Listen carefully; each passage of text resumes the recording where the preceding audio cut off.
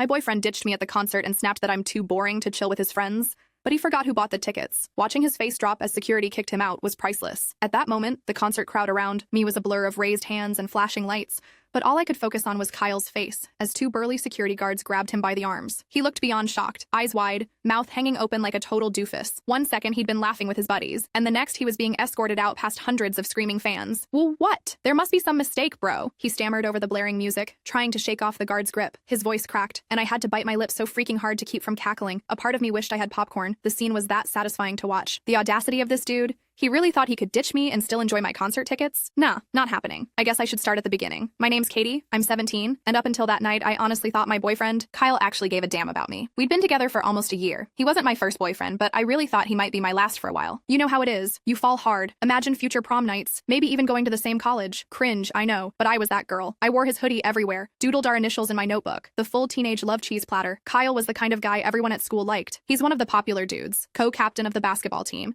never met a party he didn't love, and could charm the pants off anyone's parents. He had the whole tall, dark, and handsome thing going. Messy brown hair that somehow always looked cool, a grin that made half the girls in school swoon. And yeah, I'll admit, it made me swoon too. Meanwhile, I'm more on the shy side. I get good grades, I have a tight circle of friends, and my idea of a lit Friday night is binging Netflix in pajamas with my bestie Mia and a tub of cookie dough ice cream. So yeah, on the surface, we were pretty opposite. He was outgoing and spontaneous. I was introverted and low-key. Honestly, I used to wonder why he even asked me out in the first place. I mean, I'm not a total bore or anything. I love concerts and I'm crazy about music. More on that soon. But I'm not exactly the party-hard beer-chugging type. Kyle would tease me sometimes, calling me his cute little grandma, because I'd rather stay in and watch Disney Plus than go get wasted in someone's backyard. He always said it like a joke, and I'd laugh it off, but a tiny part of me worried. He meant it. Still, he was so sweet with me one-on-one. Like, this boy could be adorable, bringing me boba tea after my chem exam, holding my hand in the hallway, even making me playlists of songs that reminded him of me. He remembered little things, like how I take my coffee, iced caramel latte, extra foam, and once he even left a cup of it on my desk as a surprise on a rough morning. When I got sick with a bad cold over winter break, he came by with homemade chicken soup his mom helped him make. Stuff like that made me feel seen and gave me butterflies. For a long time,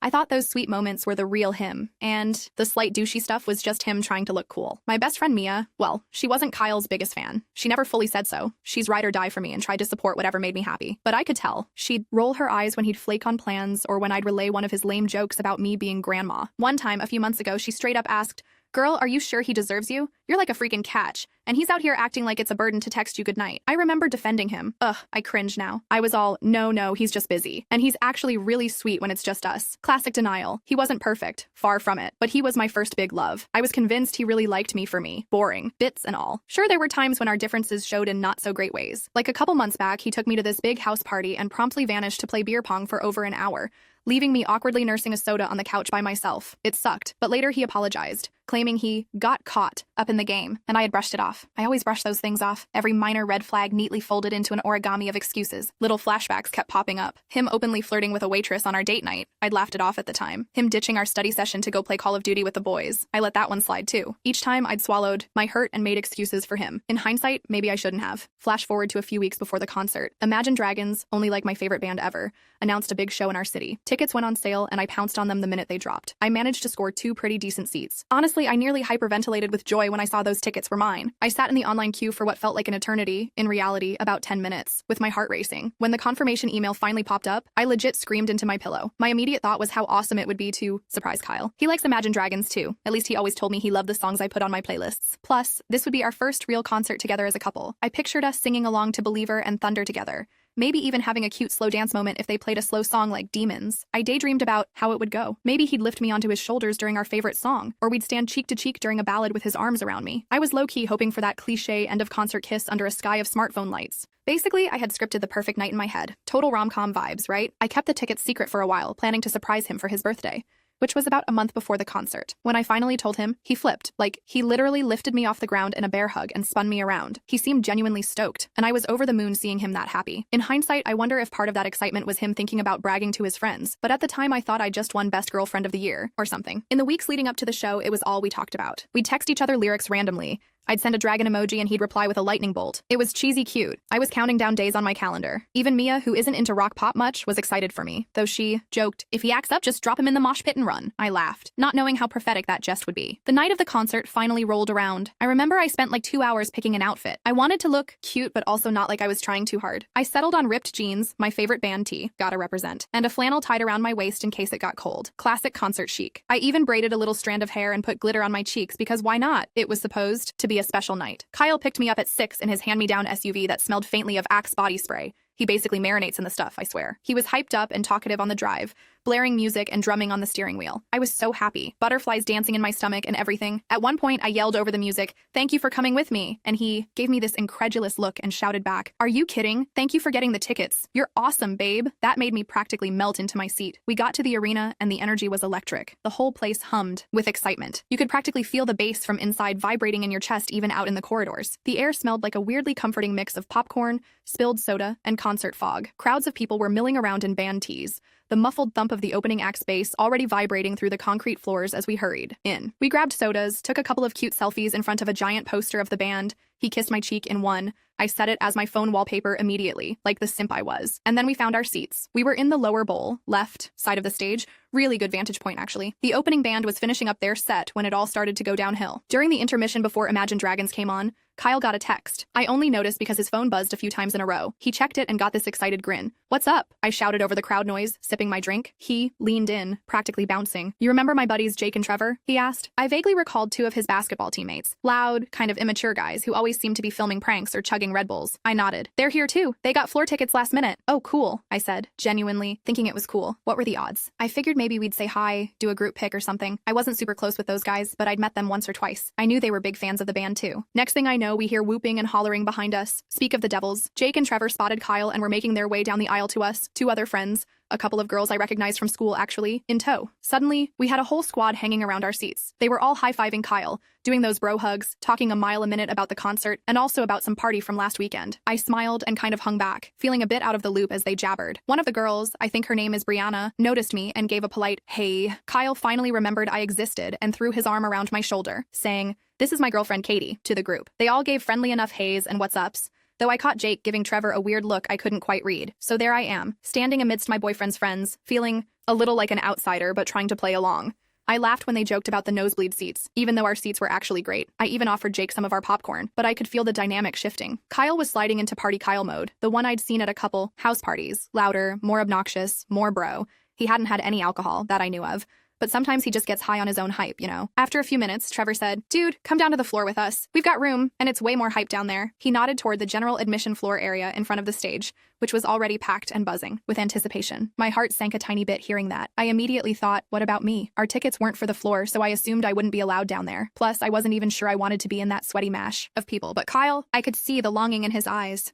We only have these seats," I started, hoping he'd say something like, "Don't worry, I'm staying with you." But nope, "We can go after the first couple songs," Kyle said, turning to me. "Just to check it out, babe. It'll be fun." Trevor, already hyped, added, "Yeah, Katie, you should come too." But the way he said it felt half-hearted, like he was just being polite. I knew I'd be tagging along where I wasn't really wanted. I forced a smile. "Maybe, but I kind of prefer being able to, breathe and not get trampled," I joked, trying to keep it light, basically signaling that I wasn't super into the idea. Kyle's arm slipped from my shoulder. He ran a hand through his hair, torn between me and the call of the wild floor crowd. "It's cool. You can stay up here and hold our spot," he said, already taking a step toward his buddies. I blinked. "Wait, our spot?" He had the nerve to grin, like this was a great compromise. "Yeah, you keep our seats and I'll go down with them for a bit. I'll come back, I promise. It's just, this is like a once-in-a-lifetime mosh experience." I stood there in disbelief. He was seriously ditching me mid-date at an event I invited him to and paid for. "Kyle," I said, my voice already trembling, "I got these tickets for us to enjoy together." He must have sensed I was upset because he gave me this exasperated look, lowering his voice, though not enough that others couldn't hear. "Don't be like that, Kate. You're not gonna enjoy the floor anyway. You always say you hate crowds and crazy stuff. I'll be back when the main set's over, okay?" Before I could protest more, Jake, ever the instigator, joked loudly, "Come on, man. Quit boring the poor girl. Let's go." I felt that like a slap. Kyle snorted and with this stupid smirk chuckled. "True, Katie's too boring to party with us down there." Then he actually winked at me and said, "Just chill here, babe. We'll sing our hearts out up front for you." My stomach dropped to the freaking floor. I felt my face go hot. Did he seriously just call me boring in front of his friends? My mouth was open, but no words came out. I was in shock and utterly mortified. One of the girls, Brianna, looked down awkwardly, and Trevor kind of winced and muttered, "Not cool, bro." So at least someone in the peanut gallery realized how messed up that was. But Kyle just laughed, like it was nothing, and patted my shoulder. "I'll be right back, okay?" he said dismissively, already turning to go. It's like he assumed I'd just go along with it. No big deal. And then, just like that, he turned and followed his friends. They whooped and headed off together, leaving me standing there alone, surrounded by empty seats and strangers. Right then, the house lights went out, plunging the arena into excited screams and darkness. Everyone else roared for the band coming on stage, but I just stood there frozen, feeling utterly alone despite being surrounded by thousands of people. I felt my throat tighten, a mix of humiliation, anger, and heartbreak swirling inside me. The crowd around me was cheering as the stage lights flared, but I was blinking back tears. This was supposed to be our night, and now I was basically ditched like I was nothing, all because I wasn't fun enough to hang with his rowdy friends. All the romantic little scenarios I'd imagined for this night, dancing together, singing as a duo, a magical kiss during the encore, all of it was just gone, shattered. In that moment, a horrible little voice in my head whispered that maybe he was right. Maybe I wasn't fun. Maybe I really was boring. I started picking apart everything about myself in that moment. So what if I preferred movie nights and Mario Kart over keg stands and wild mosh pits? Did that really make me a lame girlfriend? I'd always believed being myself was enough for someone who truly cared about me. But right then, it felt like it wasn't enough at all. My hands were shaking, and not from excitement anymore. Little did I know that crushing moment was just setting the stage for a night that would go from heartbreak to legendary revenge. But first, I had to get through the next few minutes without either bursting into tears or running out of the arena altogether. The moment Kyle vanished into that crowd, tears prickled at my eyes. I sank down into my seat as the stadium erupted in cheers. The band was coming on any second, but it all felt distant, like I was underwater. My chest ached. I could literally feel my heart breaking in real time. I was equal parts mortified and devastated. Everyone around me was either oblivious or politely pretending not to notice the girl who just got unceremoniously dumped by her date at a freaking concert. I couldn't stay there. The spot we'd been so excited about now felt tainted. The band launched into their opening song. Ironically, it was Bleeding Out, which was a little on the nose for how I felt. And as much as I adore Imagine Dragons, I couldn't. Not right then. I mumbled, "Excuse me," as I squeezed past the people in my row, keeping my head down so no one would see me crying. I practically bolted up the aisle, my vision blurring. The concourse was slightly quieter, the music muffled. I beelined to the restroom, finding refuge in a stall. The second I latched the door, the dam broke. Hot tears spilled down my cheeks. I slapped a hand over my mouth to muffle a sob. The last thing I needed was some stranger asking if I was okay. At one point, a couple of girls entered, giggling and reapplying lip gloss at the mirrors, totally unaware of me quietly breaking down just a few feet away. I held my breath and waited until they left, not wanting anyone to hear me sobbing and ask questions. I wasn't okay. I was so far from okay. How could he do this to me? My mind kept replaying the moment. "Katie's too boring." The words rang in my ears, mixing with the distant bass from the concert. I sat on that closed toilet lid, hugging my knees and feeling small and stupid. God, I was such an idiot, wasn't I? I thought he loved me, or at least really cared. But the way he just tossed me aside, it was like I was an inconvenience, a buzzkill. After a few minutes of ugly crying and self-pity, another feeling started creeping in, cutting through the sadness, anger. At first, it was just a spark, but thinking about what happened fanned it into a flame. How dare he? I had gone through so much trouble to plan this night, spending my savings on these tickets, fantasizing about how amazing it'd be, and he just bailed, insulted me, and took off. For what? To go act like a drunken idiot with his friends in the mosh pit? I wiped my face fiercely with some toilet paper, probably smearing my mascara everywhere. I didn't care at that point. I wasn't just hurt, I was pissed. I trusted him. I loved him in my teenage way, and he treated me like trash. This wasn't a small fight or a misunderstanding. It was outright betrayal of my feelings. My phone buzzed in my back pocket. Sniffling, I pulled it out. There was a text from Mia that had come in a few minutes ago. "Mia, how's the concert? I want deets," followed by a bunch of heart emojis. Ugh, she had no idea what had just gone down. Seeing her text made me choke up again, but it also reminded me I wasn't alone. I had people who actually cared about me. I decided I needed to talk to her now, even if I had to yell over the phone in a bathroom. My hands were shaking as I typed back with clumsy fingers. He ditched me. I added an emoji, then deleted it, then added it back. I hit send. Almost immediately, my phone began to ring. I stepped out of the stall and moved to a corner of the restroom where a couple other girls were fixing their hair. I probably looked like a wreck. I answered, and Mia's voice practically exploded. Through my phone's speaker, "What?" "He ditched me," I repeated, voice wobbling. Hearing myself say it out loud made it feel even more real, and I had to fight the urge to start sobbing again. I quickly gave her the TLDR, the whole deal with his friends, him calling me boring, everything. Mia listened in stunned silence, a rare thing for her. When I finished, she absolutely erupted. "That son of a, are you kidding me?" she practically screamed. "I swear I'm gonna run that trash boy over with my car. Who does he think he is?" And that was just the start of her tirade of curses on his name. She was livid on my behalf. Honestly, hearing her get so mad made me feel a little better. Like at least someone agreed this was epically messed up. "I'm coming to get you," she declared firmly after she finally ran out of expletives. I could hear keys jangling on her end. She was already moving. "You shouldn't stay there a second longer. I can be there in 20. Part of me wanted to say yes, please. Come now. I wanted to run away, go home, curl up under a blanket, and never talk to or about Kyle again. But another part of me, that spark of anger, flared brighter. I wiped my eyes, taking a deep, shuddery breath. "Actually, hold on," I said. "He's not ruining this concert for me. I paid for the tickets, right? Why should I have to leave?" My voice sounded stronger, more determined as that thought formed. Mia paused. "You sure? I mean, I get it. but can you even enjoy it with that dickhead down there? I stepped out of the restroom, wandering toward the railing that overlooked the arena. From up here, I could see the sea of people on the floor, all jumping in unison as the band played It's Time. I squinted, trying to spot Kyle among the masses. I thought I recognized him near the left side, his tall form bouncing around with Trevor and the crew. Seeing him having a grand old time after what he did made my blood boil all over again. Maybe not enjoy it like I wanted, I admitted, raising my voice over the music.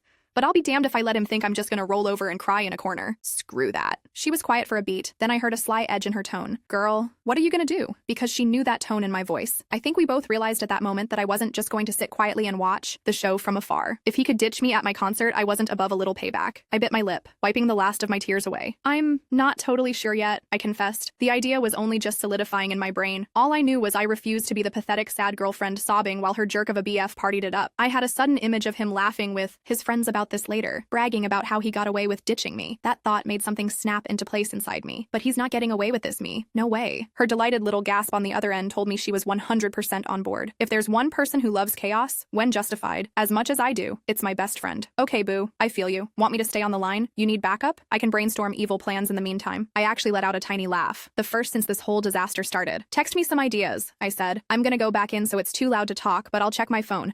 And thank you for being as pissed as I am. Ride. Or die, babe, she replied, and I could hear the smile in her voice. Go get his ass. We hung up, and I took another deep breath, squaring my shoulders. My heart was still bruised, and I knew I'd probably cry more about this later. But right now, anger and adrenaline were flooding through me, steadying me. I wasn't about to leave and let him have all the fun on my dime. If Kyle thought I was too boring, I was about to become the most interesting part of his night, in the worst way possible for him. Clutching my phone with a newfound resolve, I marched back toward the seating area. The night wasn't over yet, not by a long shot. It was time to turn the tables on this whole mess. Coming up with a revenge plan on the fly isn't exactly easy, especially not while a concert is raging around you. I made my way back to our section, but instead of going to my seat, no way was I sitting there like a sad sack. I lingered near the entrance tunnel where the ushers stood. The music was loud, lights pulsing, and the crowd was going wild. Meanwhile, I was furiously brainstorming petty payback scenarios in my head. I pulled out my phone to see if Mia had sent any ideas, and sure enough, she had blown up our chat. Mia. Okay, so here are some ideas. Number 1, accidentally spill a drink on him. Bonus if sticky soda, but you gotta get close for that. 2, steal his shoes. LOL JK, maybe. Lurker 3, tell security he's doing something shady so they kick him out. For 4, you paid for the tickets? Maybe you can get him unscanned or something? For 5, just leave and strand his ass there. Will key. His car later. Mia's chaotic list made me snort between sniffles. Drench him in soda. Number 1, I'd love to see his face, but knowing my luck, I'd get myself kicked out for starting a food fight. Steal his shoes. Nar 2, hilarious in theory. I pictured him hopping around one shoe while I ran off, but I'm no ninja, and leaving him stranded. Or 5, poetic, except he was the driver tonight, not me. That pretty much left the winning combo of number 3 and number 4. I couldn't help but grin at my phone. Mia's chaotic energy was exactly what I needed to fuel this. I did pay for the tickets. Maybe I could talk to event staff, explain the situation somehow, and getting security to kick him out. Now that had serious appeal. I imagined him being tossed out the door while the crowd pointed and laughed. Hey, a girl can dream. Idea number 5, leaving him stranded, would only work if I had been his ride. But he drove us there, so that leverage was out. And anyway, I wanted something now. Something immediate and satisfying. As I stood there, I noticed one of the security staff by the railing, checking wristbands for people moving in and out of the floor area. That's when it clicked. The wristbands. Everyone with floor access had to be wearing a neon wristband that the staff gave out when scanning their floor tickets. Kyle, on the other hand, had no such wristband because we had seat tickets. If he was down there, it meant he snuck in or someone helped him. Either way, he wasn't supposed to be there. I remembered when we entered earlier, the ticket taker specifically said, Section 102, up the stairs to the left, meaning we definitely weren't floor. If Kyle weaseled his way down, he probably flashed our seat tickets and got lucky, or hopped a barrier when no one was looking. My lips curved into a mischievous smirk. Sneaking into a section you're not allowed? That's a big no-no at concerts. Security wouldn't be happy about that at all. And then there was another thought. Knowing Kyle and his friends, there was a 99.9% chance they were drinking or doing something dumb down there. They always had a flask or a vape pen tucked away for concerts. Underage drinking at an all-ages show? Yet another violation. If I could point that out to security, oh boy. I felt a little bad for half a second. I mean, I was literally plotting to ruin my ex-boyfriend's night. My heart flip-flopped. Was I really this cold-hearted? For a split second, I worried I might actually feel bad for him. But then I thought about the look on his face when he dismissed me. How little he cared about my feelings. Nope, he earned this. This was deserved. Actually, it was downright mild considering how hurt I was. It's not like I was going to physically hurt him or anything. I just wanted him to experience the consequences of being a total jerk. Decision made. I squared my shoulders and approached the security guard checking wristbands. He was a big dude with a friendly face, probably mid-20s. I put on my best distressed expression, which wasn't hard considering I'd been crying, and waved slightly to get his attention. Excuse me? I shouted over the music. He leaned down so he could hear me. I need to tell you something, I said, making sure my voice sounded urgent. What's up? He yelled back. I pointed down at the floor crowd. There's a guy down there who doesn't have a floor ticket, I said. He basically snuck in. The guard frowned. You sure? I nodded emphatically. Yes, he was up in the seats. My seat, actually. but he jumped the barrier to join his friends. Tall brown hair, denim jacket around his waist, about 6 feet. I saw him go in a little while ago. The guard's eyes narrowed as he scanned the section I indicated. That description fit Kyle pretty well. I quickly added, he's not wearing a wristband, I'm positive. And I leaned in, lowering my voice like I was tattling in class. I'm pretty sure I saw him sneak some alcohol in. He and his buddies were passing around something that looked like a flask. That did it. The guard's expression went from curious to serious. Underage drinkers and unauthorized people in the pit are definitely on the security hit list. Thank you for letting me know, he said, giving me a nod. He unclipped his radio from his belt and spoke into it, relaying the info. We got a possible unauthorized on the floor. Male, tall, no wristband, brown hair, denim jacket on waist, Section B area. Also, possibly carrying alcohol. My heart was hammering. A mix of nerves and excitement swirling in me. This was really happening. I sidled up near the rail, where I had a decent view of the left side of the floor. I spotted Kyle again. It wasn't hard once I knew where to look. He was close to the barricade, maybe 15 feet from the stage, jumping up and down with Trevor and his crew, completely oblivious. Within a minute, I saw 2 security personnel in neon staff shirts making their way through the crowd toward that area. Oh my god, this might actually work. I felt a crazy surge of vindictive glee. I glanced at my phone, debating whether to film this sweet justice for posterity, and maybe for Mia's enjoyment later. I decided to just commit it to memory. No way was I looking away now. As the guards neared Kyle's group, I drifted a little further into the section, staying behind a pillar where I could see but wouldn't easily be seen from the floor. The band was mid-song. I think it was Thunder, fittingly, because I was about to rain on Kyle's parade. The timing was perfect. Lights flashing, crowd distracted. He wouldn't see them coming. I felt a slight pang of anxiety. Was I really doing this? But I pushed it aside. My mind was set. My heart was pounding so hard it almost hurt. But I was strangely calm at the core. I watched intently as one guard tapped the other and pointed. I could tell they'd spotted him matching the description. A roaming spotlight swept across the pit right then, lighting up his confused face for a split second like a scene out of a movie. I saw one of them reach out and tap Kyle on the shoulder. This was it. Showtime. From my hidden vantage point, I watched it all unfold like the most satisfying movie scene ever. One moment, Kyle was jumping and yelling lyrics, and the next, I saw him whip around, clearly startled as a heavy hand landed on his shoulder. The first security guard was speaking. To him, and even over the booming music I could tell Kyle was trying to play it cool. He glanced at his wrist. Yep, still no wristband. And I saw him pat his pockets as if to pull out a ticket. He half-turned as if to point toward the seating sections, probably insisting he had a seat up there. I could practically see the wheels turning in his head as he realized I wasn't up in our spot anymore. The one person who might have backed him up was nowhere to be found. I even saw him shout, "Katie," toward our seats, desperate for backup. But of course I wasn't there to wave or come running. The second guard now stepped in, and I saw them motion toward the edge of the floor, like they were telling him to move, out of the crowd. Trevor and Jake noticed the commotion. Trevor looked concerned, but he stayed put, clearly not eager to get tossed out alongside his buddy. Jake, on the other hand, was actually laughing like this was the funniest thing ever. Some friend. The 2 girls who'd been with them had backed up, one of them even raising her phone to discreetly record the chaos while the other just stared, slack-jawed. Kyle was gesturing wildly now. Even though I couldn't hear him over the band, I know his bullsh tone when I see it. He was probably spouting some excuse or trying to charm his way out. Not gonna work on professional security, bud. One guard held up a hand, the universal sign for stop talking. Then, in a swift motion, the guard closest to Kyle took hold of his arm. My heart leapt into my throat. They were doing it. They were actually escorting him out. The surrounding concertgoers parted a bit, people starting to notice the commotion. Some nearby fans craned their necks or stumbled back to get out of the way, a couple of them cheering as if thinking it was some drunk idiot getting what he deserved. Not wrong. Kyle jerked his arm trying to free himself. I could see him shouting. His face was a mix of anger and panic now. I imagined it was something like, "Get off me," or "I can walk myself." The guards flanked him and started moving forward. He stumbled a step, trying to resist without making it look like full-on resistance, but the guards were having none of it. One had a firm grip on his wrist, and the other was blocking him from escaping back into the crowd. They began escorting, dragging him toward the tunnel exit that led out of the floor area, which, conveniently, was just a bit below where I was standing. I edged further behind the pillar and crouched a little so he wouldn't spot me. Too soon. I wanted a good look at his face, but not until he was right in the jaws of defeat. As they came up the steps, I started catching bits of the shouting. "Seat ticket, I swear. My girlfriend has it," Kyle was babbling, trying to twist around to talk to the guard. At the mention of girlfriend, I had to clamp a hand over my mouth to hold back a triumphant laugh. "Girlfriend? Not anymore." "Dude, you can explain outside," one of the guards said firmly. They were basically dragging him up the steps now. A few people in nearby seats were staring. One guy even yelled, "Bye, Felicia," which under other circumstances would have made me die laughing. Kyle just got Felicia'd in front of thousands. Oh my god. Finally, they reached the concourse level, just a few yards from me. The guards looked all business, and Kyle, oh man. Kyle looked furious and a little panicked. His hair was messed up, his face flushed and sweaty. He was protesting loudly. "This is a misunderstanding. I wasn't doing anything wrong." They clearly weren't buying it. One guard said, "We got reports you snuck down without a wristband and that you have alcohol on you. You're out, man." Kyle's eyes bulged. "Alcohol? What?" "No, And then, as if on cue, stupid Jake stumbled up behind the trio, holding a little silver flask and slurring, "Hey, what's going on?" I kid you not, it was like a scene from a comedy. The guard snatched the flask from Jake's hand and gave him a look like, "Really, kid?" Jake, realizing he'd just implicated them further, went, "That's not ours," and then promptly vanished back into the crowd, abandoning his friend without hesitation. So much for bromance. You're done. Let's go, the other guard said to Kyle, pocketing the flask as evidence. They started marching him toward the nearest exit door that led into the hallway. At this point, I slipped out from my hiding spot and followed at a safe distance. My heart was pounding in my ears, but I felt electrified. I was really about to witness the grand finale of my plan. They pushed the door open and escorted him into the quieter corridor behind the stands. A few people in the hall turned to look at the commotion. A disgruntled teenager being manhandled by security. The music from the arena was a dull thump now. I hung back a little, then slipped through the door behind them. Kyle was still protesting,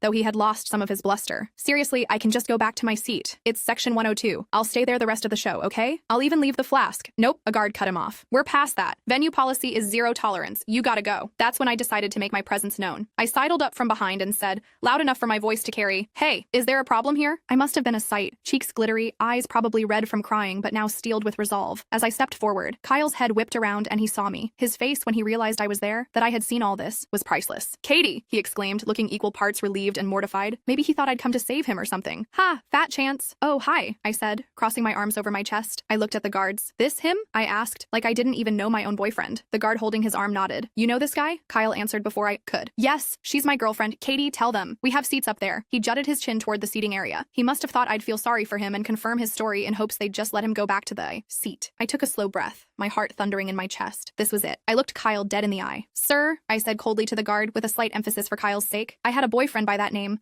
but I don't know if I'd call him that now. Kyle's face went through a rapid series of emotions. Confusion, shock, a flicker of anger, then pure desperation. Babe, what are you? I cut him off, turning to the security guards. Keeping my voice level, I pulled our ticket stubs from my back pocket. I'd grabbed them from my purse earlier, just in case. We do have seats, I said, showing the guards. Notice there's only one stub here, though. I paid for both. Tickets, but I only have mine now. I let that hang in the air, implying what I needed to without explicitly saying it. One guard raised an eyebrow, catching on, but remained silent. Kyle looked like I'd slapped him. Wait, he was staring at me in dawning realization, color draining from his face despite the earlier rage. I gave him the fakest sweet smile. Oh, did you think you could treat me like crap and I'd still cover for you? My voice dripped with sarcasm. Then I dropped the act and my expression hardened. We're done, Kyle. Have been since the minute you ditched me. Enjoy the rest of your night outside. His mouth opened. For once, he had nothing to say. Absolutely speechless. I turned to the guards, who honestly looked like they were trying not to grin. You can take him away, I said lightly. Petty, perhaps, but God did it feel good. Katie, are you serious? He finally blurted, voice cracking. He started, struggling again against the guard's hold. You're doing this to me? I stepped back, out of his reach,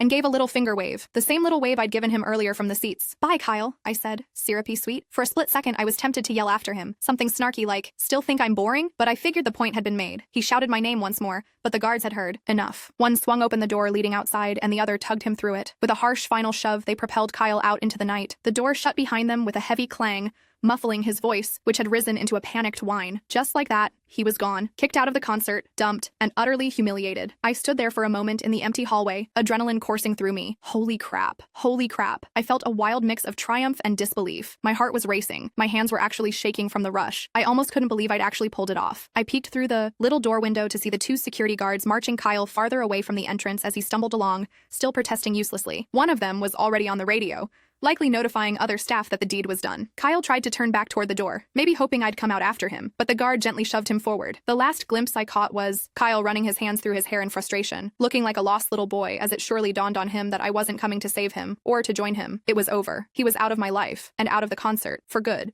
I turned away to head back into the venue. My phone buzzed in my pocket. I pulled it out to see Kyle's name flashing on the caller ID. A humorless laugh escaped me. Of course he was calling now. I let it ring and ring, not even considering picking up. When it finally stopped, I clicked my phone screen off. I had zero interest in anything he had to say. I walked back into the concert just as Imagine Dragons started their encore. And you know what? I even found myself belting out the lyrics to Believer during the encore, jumping along with the crowd. All the hurt and anger transformed into this fierce cathartic energy as I sang. I truly enjoyed those last moments of the show, against all odds. After the final confetti cannons went off and the lights came up, I took a deep breath. I pulled out my phone and texted Mia. It's done. He's out. I need a ride home, bestie. She responded in 0.2 seconds. OMG, I'm on my way. Also, you badass, tell me everything. I smiled, feeling a swell of gratitude for my friend. As I walked through the parking lot, I noticed Kyle's SUV was gone from where I parked earlier. He hadn't even tried to wait for me or see if I was okay. That stung for a second, but then again, what did I expect? His true colors were on full display now. Fine by me. I met up with Mia in the parking lot. The second I slid into her passenger seat, she practically launched herself across the console to hug me. me. I am so proud of you, but also kinda scared of you, she joked, eyes wide and excited. That was savage. I let out a shaky laugh. I can't believe I actually did that. Now that the adrenaline was wearing off, I was hit with a mix of emotions. Part of me was sad. The guy I loved had shown his true colors in the worst way, and our relationship was basically in ashes. But another part of me felt proud. I stood up for myself in epic fashion. I didn't just slink away and let him treat me like I was nothing. On the drive home, I filled Mia in on every detail. We laughed. I even cried a little, the cathartic kind of tears. At one point, Mia declared we needed celebratory milkshakes immediately. She detoured to a 24-hour drive-thru, and we toasted with chocolate shakes. To kicking loser boyfriends to the curb, she cheered, clinking her cup to mine. For the first time that night, I genuinely laughed. By the time she dropped me off at home, I knew I was going to be okay. When I stepped into my house, I found Mom waiting in the living room, worry etched on her face. It was nearly midnight. I braced myself for a lecture about staying out late, but instead she just opened her arms and gave me a hug. I guess my earlier "I'm okay" text to her didn't cover the emotional part. Between sniffles and shaky laughter,